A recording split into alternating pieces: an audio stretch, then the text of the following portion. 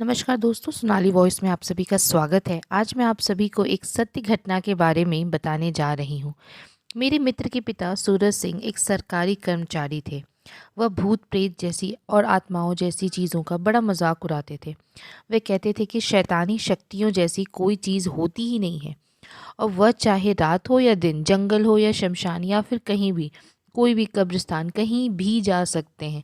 वो जानबूझकर वहाँ घूमते रहते थे और बोलते थे कि देखो, अगर कोई आत्मा होती तो हमको परेशान ज़रूर करती, चाहे साधु हो या फिर चाहे कोई मौलवी हो। उन लोगों की बातों का बड़ा मजाक उड़ाते थे और उन्हें अभी तक कुछ हुआ भी नहीं था। एक दिन वो दोपहर के समय अकेले दफ्तर जा रहे थे। तभी उनको एक चौराहे पर नींबू, पेड़े, फूल और लाल कपड़ा रखा हुआ दिखा, जिसके चारों ओर हल्दी का एक घेरा बनाया हुआ था। और वह सोच में पड़ गए कि दोपहर में यह सब सामान आखिर इस खुली चौराहे पे किसने चढ़ाया होगा। और वह मस्ती के मूड में साइकिल से नीचे उतरे और हल्दी के बने हुए घेरे के अंदर से नींबू, लाल कपड़ा और मिठाई भी उठाकर ले ली और साइकिल पर बैठकर हंसते हुए दफ्तर की ओर चले गए। वहां पहुंचकर काम करने में व्यस्त भी हो गए।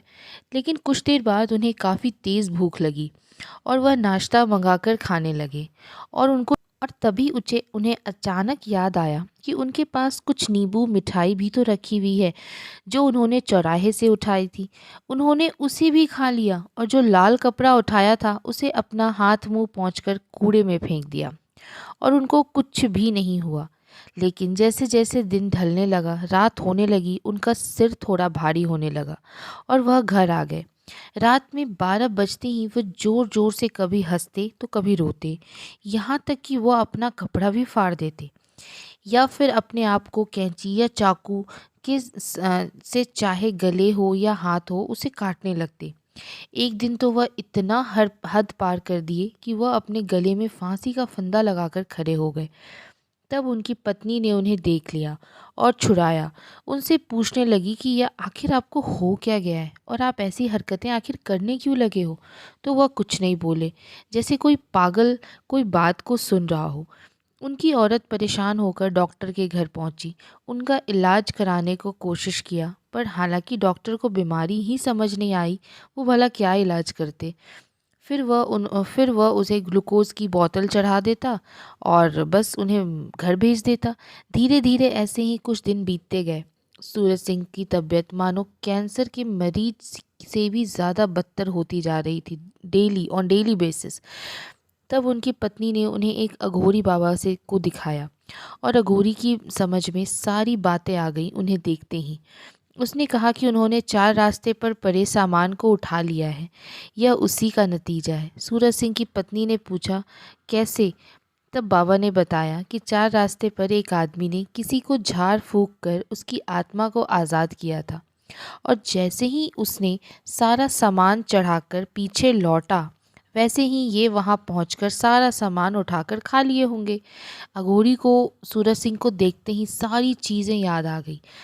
तभी आत्मा उनको परेशान कर रही है। सूरज सिंह की पत्नी रोने लगी और अघोरी का पांव पकड़ लिया। बोली, बाबा अब आपका ही सहारा है।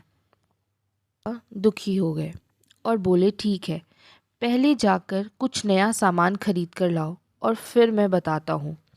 अघोरी लोगों के पास एक स्पेशल शक्ति होती है कि वो देख के ही सब कुछ पता लगा लेते हैं। औरत ने पूछा, क्या लाऊं? फिर अघोरी ने बोला, जैसे नींबू, 1.25 किलो मिठाई, 1.25 मीटर लाल कपड़ा और एक फूलों का हार लेकर आओ, और यह सब अपने पति के हाथ से जूठा करवा कर लाओ, हमें दे दो, हम तब देखते हैं कि इससे क्या करना है और आगे क्या हो सकता है। जैसे अघोरी ने बताया, औरत ने ठीक वैसे ही किया। अघोरी ने पूजा पाठ संपन्न करने के बाद एक लोटा पानी सूरज सिंह के चारों तरफ घुमाकर पी लिया और चले गए। सूरज सिंह प्रतिदिन सही होने लगे और उनको कुछ याद भी आ गया था, और वह एकदम स्वस्थ हो गए और अपने दफ्तर में कामकाज फिर से चालू कर दिया। यह कोई कहानी नहीं है दोस्तों, एक सच्ची घटना की वाकया है जो मैंने आपको एक कहानी के तौर पे बताया। अगर आपको अच्छा लगा हो तो लाइक करना, शेयर करना और मेरे चैनल को सब्सक्राइब करना। Thank you so much.